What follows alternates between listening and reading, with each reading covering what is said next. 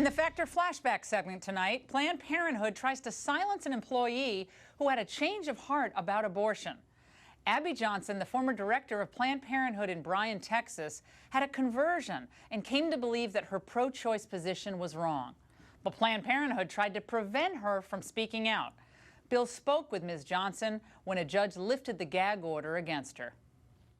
Ms. Johnson, what does Planned Parenthood not want you to say, and what do they fear?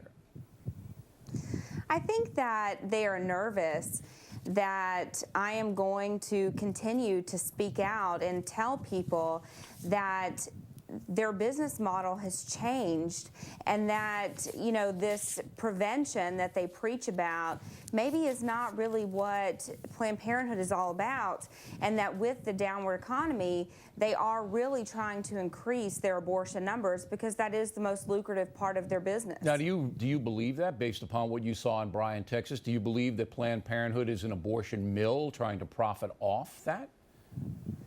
Yeah, I mean, I absolutely believe that. I mean, I saw them trying to increase their abortion number. I saw them increase their abortion numbers. Well, how do they do that? How do you increase an abortion number? Well, they increase their accessibility to abortion for women. So, for instance, the clinic that I worked at, usually we only did abortions every other Saturday, and they said, you know what, that's not really enough. We really need to be able to open this up to allowing women to have abortions almost every day during the week.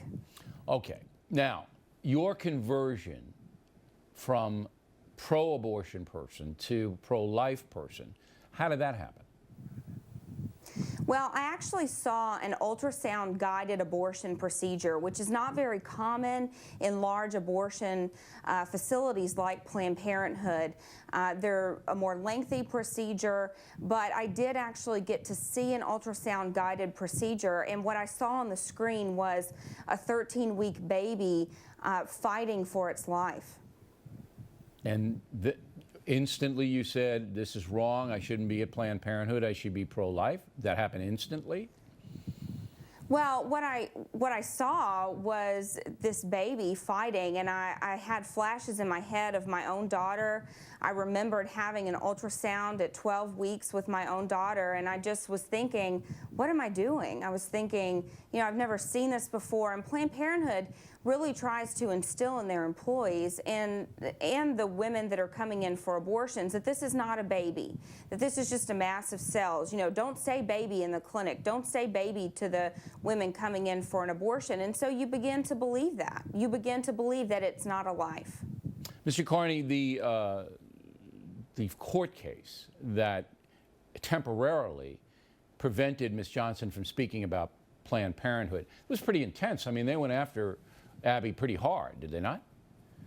They did, Bill, and it shows that this organization refuses to accept, particularly from one of their own, that somebody can have a change of heart on this issue. And the judge threw it out because they presented no evidence that she had had a breach of contract.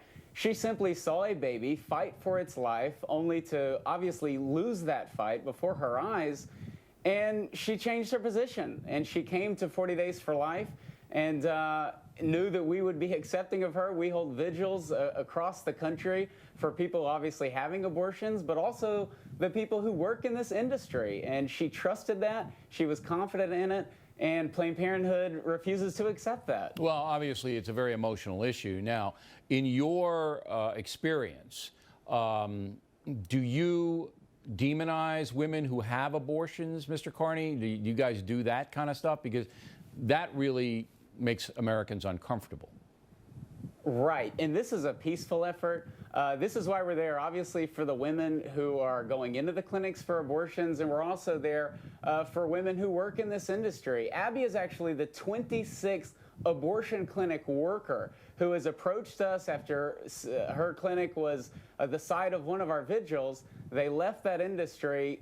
Abby is the only Planned Parenthood director who had a conversion and left her job. But we are there for these workers. But it's a soft persuasion. Feel that they can't leave, and the pro-lifers have to be there to support them and not judge them and not be radicals. It's a soft persuasion. Absolutely. This is a peaceful effort.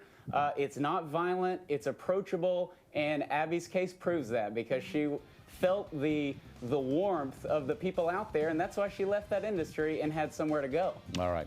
Very interesting story, Ms. Johnson, Mr. Carney. We appreciate you coming on The Factor this evening.